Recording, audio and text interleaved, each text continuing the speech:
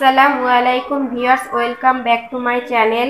ভিডিওটা দেখার আগে একটা রিকোয়েস্ট, যারা আমার চ্যানেলে প্রথম তারা অবশ্যই চ্যানেলটাকে সাবস্ক্রাইব করুন আর পাশে থাকা বেল আইকনে ক্লিক করুন, তাহলে আমার ভিডিও আপলোড করার সাথে সাথে আপনি সবার প্রথমে দেখতে পারেন। আজকে একটি ভিন্ন রেসিপি নিয়ে চলে আসছে আপনাদের জন্য, তা হলো মূলা ও চিড়ার তৈরি মোয়া। আর কথা না বাড়িয়ে মূল রেসিপিতে চলে যাচ্ছি। দেখাবো মূলা ও চিড়ার মোয়া। তার জন্য মূলাটাকে গ্রেট কাটার দিয়ে গ্রেট করে নেব। এখন চিড়াগুলো ভেজে নিব। দেখতেই পাচ্ছেন কালারটা কত সুন্দর এসেছে। দেখতে পাচ্ছেন ভাজা হয়ে গেছে, এখন নামিয়ে নেব।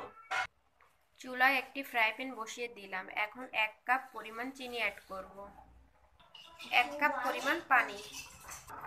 মিডিয়াম টু লো হিটে জাল করে নেব। এখন অ্যাড করব 2 টুকরো এলাচ, 2 টুকরো দারুচিনি। সৌন্দর্যের জন্য অ্যাড করব সামান্য পরিমাণ ফুড কালার। শিরাটা একদম আঠালো করে ফেলব। দেখতে পাচ্ছেন আঠালো ভাব চলে এসেছে। এখন অ্যাড করব মূলো। কিছু সময়ের জন্য নাড়াচাড়া করে নেব। এখন অ্যাড করব আগে থেকে ভেজে রাখা চিড়া। দেখতে পাচ্ছেন পাক ধরে গেছে। এখন চুলার ফ্লেমটা অফ করে দিব। উষ্ণ গরম থাকা অবস্থায় এইভাবে নাড়ুগুলো বানিয়ে নেব।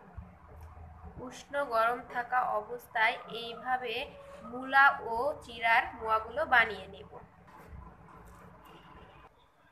ভিউয়ার্স, দেখতেই পাচ্ছেন মূলা ও চিড়ার মোয়া রেসিপিটি লোভনীয় স্বাদে আমার বড় ভাবি তৈরি করেছেন। দেখতে যেমন সুন্দর, খেতে তার থেকেও টেস্টি।